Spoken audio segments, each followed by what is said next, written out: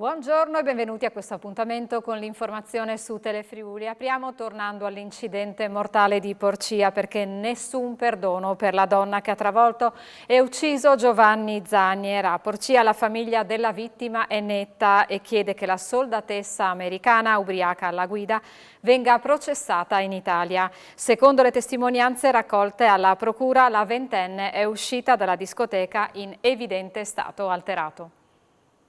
Giustizia è quello che chiedono genitori, amici e familiari per Giovanni Zanieri, il quindicenne travolto e ucciso sulla pista ciclabile nella notte tra sabato e domenica a Porcia da una ventenne soldatessa americana della base di Aviano che era ubriaca alla guida della sua auto, come confermato dal test alcolemico che ha rilevato nel sangue la presenza di alcol oltre 4 volte il consentito. La donna è stata arrestata ed è ai domiciliari nella base di Aviano, accusata di omicidio stradale aggravato dalla guida in stato d'ebbrezza. La giovane, dalle testimonianze raccolte dagli inquirenti, era da poco uscita dalla discoteca di Roveredo, la stessa nella quale era stato anche Giovanni, che stava rientrando a casa in compagnia di alcuni amici. Secondo la deposizione dei testimoni oculari, la militare è stata vista uscire dalla discoteca in grande difficoltà, faticava ad accendere l'auto e poi è partita in direzione della Pontebana, zigzagando, fino ad arrivare vicino alla rotatoria dove ha accelerato, finendo per travolgere il quindicenne. La donna potrebbe essere anche processata nel suo paese d'origine, come ha spiegato il procuratore di Pordenone, Raffaele Tito, una eventualità permessa dagli accordi NATO internazionali ma che dovrà essere vagliata dalle autorità italiane. La famiglia della vittima però pretende che la donna venga processata in Italia. La madre di Giovanni, Barbara, ha escluso ogni forma di perdono e ha affermato che la donna deve affrontare il processo nel nostro paese ed essere condannata al massimo della pena. Non è possibile, ha detto, mettersi alla guida dopo aver bevuto in quel modo. Nessuna pena però ci restituirà il nostro Giovanni, le parole della madre. Ancora a cronaca, con altri 2 incidenti che si sono verificati questa mattina a Udine. Violento scontro infatti sulla tangenziale ovest a Tavagnacco. A scontrarsi un'auto e un furgoncino. Alla base dello scontro una pericolosa inversione a U. Un uomo è finito in ospedale. Una manovra pericolosissima che avrebbe potuto avere conseguenze ben più gravi è alla base dell'incidente di questa mattina che si è verificato lungo la tangenziale ovest verso le 8 all'altezza dell'ex palazzo Ipobank in direzione sud nel comune di Tavagnacco. A scontrarsi una Opel Astra guidata da un 85enne di Faedis e un Fiat Fiorino alla cui guida c'era un 60enne di San Giovanni al Natisone. Secondo i primi rilievi effettuati dai carabinieri di Udine, a causare l'incidente è stata una manovra azzardata dell'utilitaria che procedeva in direzione Tarvisio. Il conducente avrebbe infatti fatto una pericolosissima inversione a U, oltrepassando la doppia linea continua. Il furgoncino, che procedeva alle sue spalle, lo ha quindi colpito in maniera semifrontale, ribaltandosi e finendo la propria corsa una ventina di metri più avanti, ruote all'aria, appoggiandosi sul fianco sinistro. Illeso il conducente dell'autovettura, che è sceso autonomamente dal veicolo, mentre il sessantenne è stato soccorso dal personale del 118 e trasportato all'ospedale di Udine per accertamenti sanitari.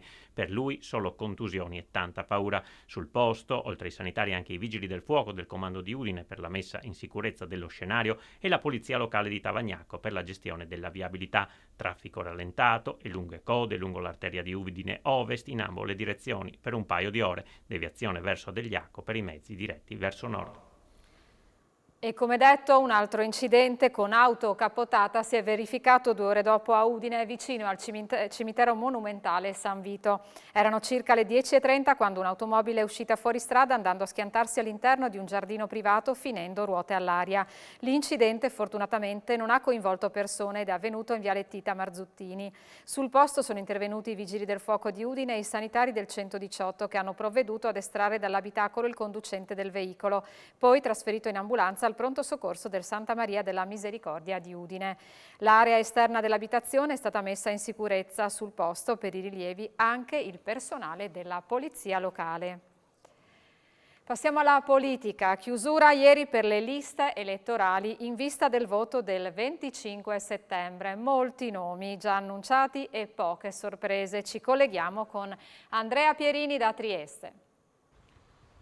Buongiorno, siamo all'esterno del Tribunale di Trieste anche oggi perché si sono chiuse ieri alle 20 i termini per la consegna delle liste. Sono 21 quelle che si sono presentate in Friuli Venezia Giulia, non tutte però alla Camera alla Camera e al Senato, alcune solo alla Camera, alcune solo al Senato. In realtà adesso gli uffici in queste ore stanno vagliando la documentazione consegnata, c'è la possibilità di fare delle integrazioni, verosimilmente entro il fine settimana, anche se domani dovrebbero arrivare le prime risposte, qualcuno potrebbe venire escluso, qualcuno che magari non ha consegnato tutta la documentazione.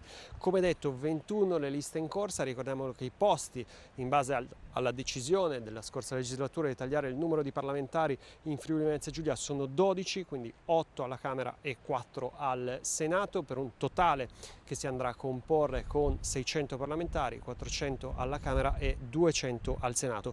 Non ci sono sorprese, sono pochi i candidati che correranno in altre regioni, uno di questi è Stefano Patuanelli del Movimento 5 Stelle, mentre ad esempio per Sandra Savino di Forza Italia c'è solo la corsa in Friuli Venezia Giulia. C'è solo, tra virgolette, un esterno, un visitors a livello di partiti, diciamo, principali comunque già presenti in Parlamento, che è Maurizio Lupi dei Noi Moderati, quindi è stata questa la decisione, mentre per quanto riguarda la Lega confermate le indiscrezioni con Marco Dreosto, capogruppo al Senato, così come tutti i segretari regionali hanno un altro nome nel contesto della Lega, però tutti i segretari regionali sono candidati. Per quanto riguarda Fratelli d'Italia ha confermato Luca Ciriani, che è anche capogruppo uscente plurinominale e all'uninominale del Senato, mentre per quanto riguarda il plurinominale della Camera c'è Nicole Matteoni e poi invece Walter Rizzetto all'uninominale della Camera di Udine e Vania Gava per quanto riguarda l'uninominale di Pordenone. Non ci sono state grosse sorprese, forse una sorpresa arrivata per assurdo fuori regione, perché Roberto Menia, ex Missino, ex Alleanza Nazionale, uno di quelli che era rimasto fedelissimo fino all'ultimo con Fini quando c'è stata la spaccatura con Fini, sarà candidato in Liguria. Se non ci sono domande io vi restituisco la linea ricordandovi che si vota il 25 settembre. Ringraziamo Andrea Pierini e voltiamo pagina. Traumi dovuti all'inesperienza, avvelenamenti da ingestione di piante non commestibili sono tra le principali cause di accesso al pronto soccorso di Tolmezzo nel periodo estivo. Costituiscono almeno il 25% dell'attività della struttura. L'attività del pronto soccorso che dirigo gestisce per il 25% tematiche legate ai traumi. Quindi parliamo di circa 25.000 accessi, faccia i conti, sono circa 6.000 pazienti che si approcciano, vengono portati in pronto soccorso in relazione a patologie traumatiche. Gran parte di questo noi lo osserviamo specialmente in fase estiva e invernale, perché è legata a determinate attività ludiche, sportive. Noi osserviamo traumi per esempio legati alle cadute in montagna, oppure anche le attività legate al cicloturismo. Vi trovo molto spesso persone che fino a qualche anno fa non avrebbero fatto questo tipo di attività, ma secondo me anche un po' inconsapevoli nell'affrontare attività che possono esporre dei rischi. Siamo abbastanza ormai esperti in quelle che sono intossicazioni, per esempio nell'assunzione o di funghi oppure di erbe o di piante velenose. E purtroppo c'è una percentuale di accesso a pronto soccorso legata anche a queste cose, quindi anche lì io consiglio che prima di raccogliere, mangiare appunto piante o comunque alimenti cioè funghi per dire, non conosciuti, è meglio rivolgersi appunto alle persone esperte. Passiamo adesso alla pagina degli spettacoli. Appuntamento nel segno della musica classica a Villa dei Claricini Dornpacher a Bottenico di Moimacco.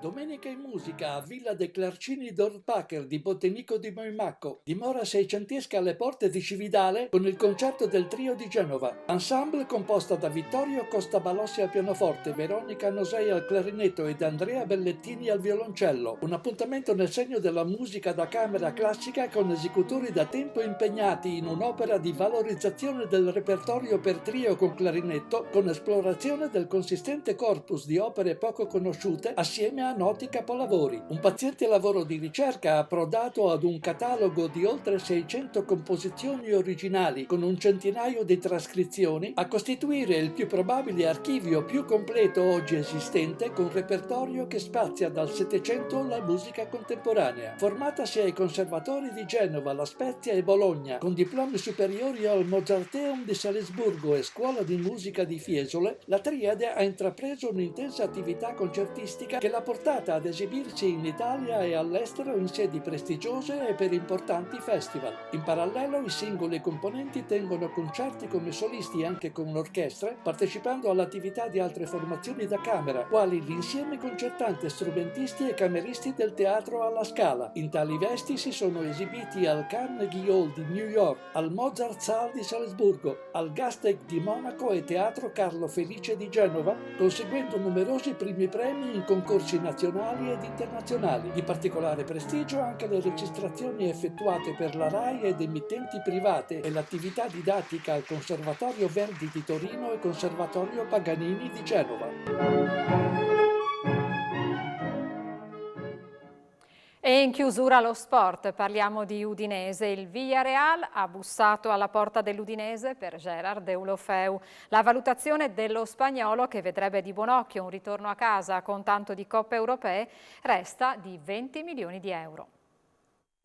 20 milioni di euro cash o non se ne fa niente. È questa l'esplicita richiesta dell'Udinese per Gérard Deulofeu, il 10 catalano rimasto per ora a Udine.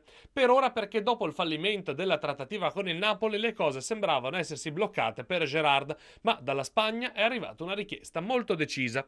È quella del Villarreal di Unai Emery, che vorrebbe aggiungere Deulofeu al pacchetto offensivo in vista della prossima Conference League, a cui la squadra spagnola si è qualificata.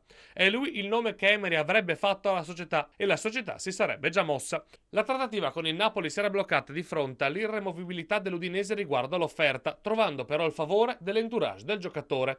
E lo stesso starebbe avvenendo in questo caso con la società spagnola che prepara il colpo di mercato. Trattativa che potrebbe sbloccarsi anche a poche ore dal gong del calciomercato, rendendo però difficile, se non impossibile, all'Udinese sostituire il suo numero 10 con qualcuno di pari estro e talento. Da qui alla fine del mercato i bianconeri dovranno giocare ancora 2 partite con Monza e Fiorentina, senza sapere se potranno contare su Gérard Deulofeu. E infine notizia di mercato, in casa udinese si attendono rinforzi per la destra, ma è stato ufficializzato invece l'acquisto di Hassane Camara dal Watford. Secondo arrivo dai cugini inglesi dopo Masina, Camara ne ricopre anche lo stesso ruolo, cioè laterale sinistro. Classe 1994, ex Nizza, Camara arriva a titolo definitivo. E per oggi è tutto, io vi ringrazio per essere stati con noi, vi do appuntamento a tra poco con A Voi la Linea. Buon pomeriggio.